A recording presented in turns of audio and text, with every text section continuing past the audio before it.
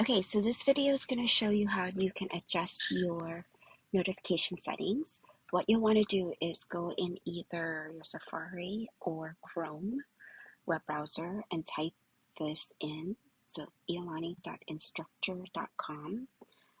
Then it's going to prompt you to sign in. So after you signed in, you're going to want to go under this account information.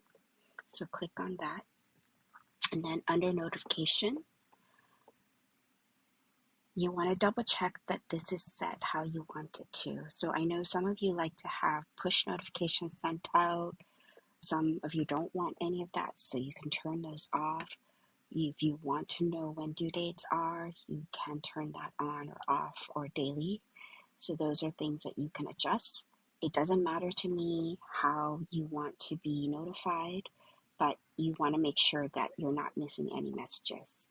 So the thing that I want to make sure you have turned on is announcements. So sometimes I will send out information via announcement on the course Canvas account, and I want to make sure that you're getting that.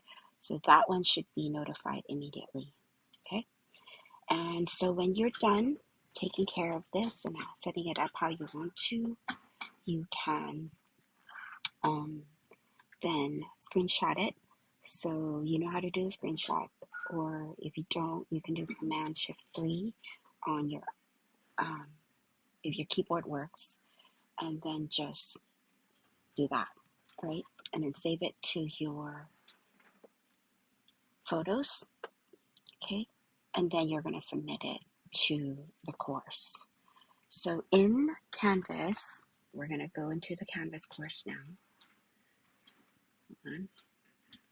What you want to do is make sure you're in semester 2, and you'll want to actually find this assignment. So this is going to be, so this is not due until Monday, but I want to make sure, the following Monday. So I want to make sure you know how to do this. So it's going to be right here. There's a couple ways to navigate.